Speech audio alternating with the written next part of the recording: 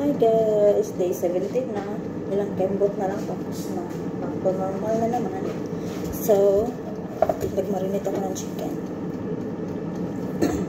Tapos mga veggies, like potato, carrot. Naglagay ako ng basal, tomato.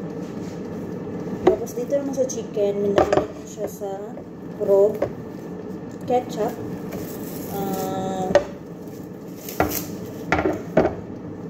lemon, kamon, paprika, salt, black pepper, masala. Tapos naglagay din ako ng ibang sauce. Hindi ko alam kung anong tawag yung sauce nila. So, French sauce pala. French sauce. Naglagay ako ng olive oil.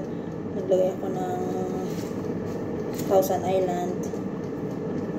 Minarinate ko siya for 4 hours. Mamaya ko pa siya lulutuin mga 3. Nilagay ko lang naman siya sa oven. So,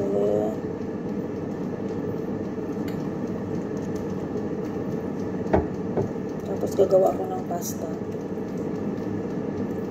Aside.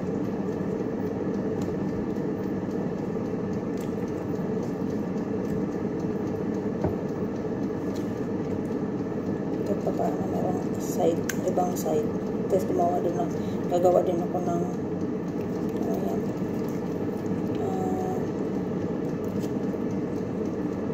salata. Pwede mo lang salata guys.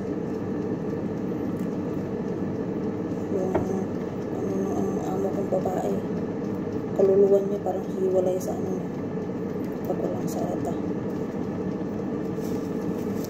So kailangan gumawa. So ayan na siya guys. Maaga pa naman, alauna pa ng hapon. So pabalik ko ulit siya sa ref para marinate pa siya. So yan guys, start na ako. Kuman ako ng pasta. So dito naman yung pasta. Kunti lang yung pasta na gagawin ko kasi ano lang, yung dagdag na. Dito naglagay ako ng butter, tapos garlic, mga 4 piraso. Chicken, minarinate ko sa paprika, salt at saka black pepper.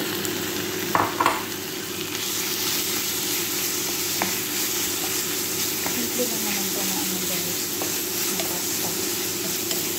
So, ito yung paborito ng mga alaga ko. So, ito yung talaga kong ginagawa. Kahit amo kong lalaki.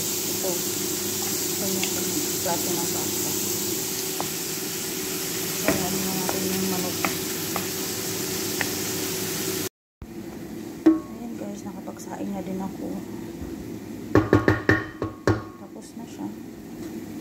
Nilagay ko na lang siya sa harara para ma-set aside na siya. Ayan guys. Okay na yung chicken. Lagay ako ng sauce.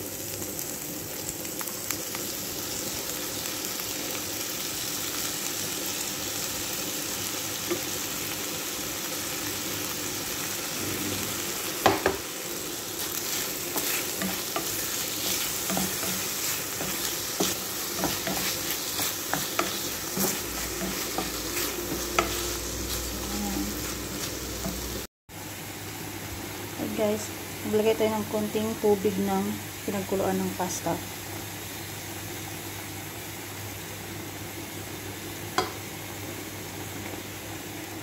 Init.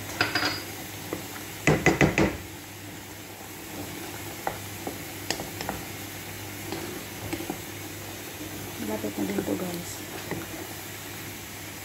So ayan, halaan natin muna siyang kumulo, tapos lagyan natin siya ng gatas.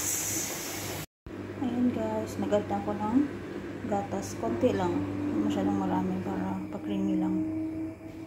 Tapos na to.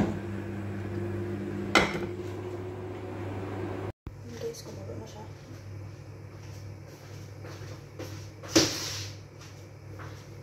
Add ko na yung pasta.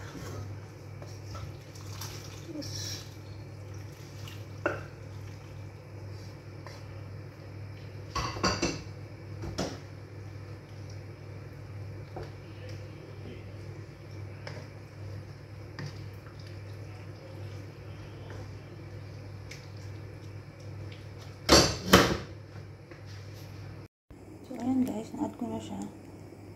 Takpan lang natin siya sa hinang apoy.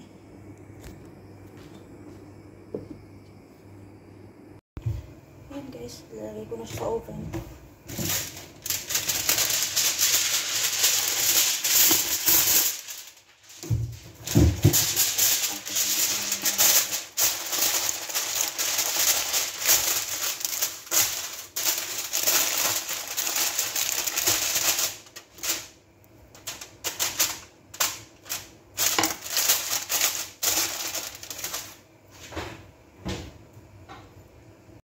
So, ayan, nilagay ko na siya sa oven. Tapos, ligaw ako ng mushroom. Shorba mushroom. Naggisa lang ako ng pasal. Tapos, naglagay ako ng black pepper, salt. Tapos, gisa ko ulit yung mushroom. Tsaka ko nilagyan ng tubig. Basta guys.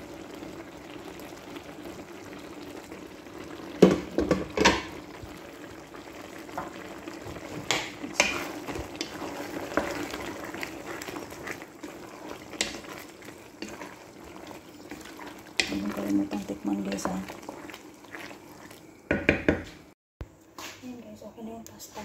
Lipat ko siya sa Pyrex. Naglagay lang ako ng konting broccoli para kahit paano merong green naman yung pasta.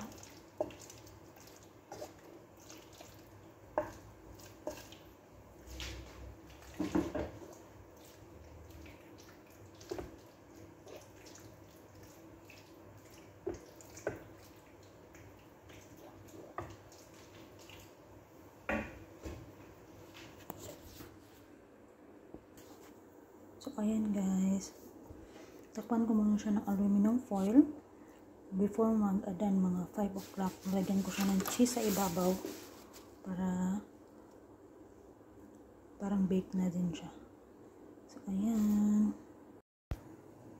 Guys, okay na shorba.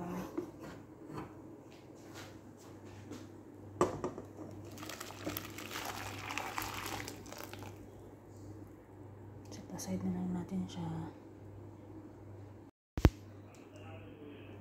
Ayan guys, ito lang yung pasta. Shorba. And chicken. Naman na sila kaon, kumbati na sa tag panghugas.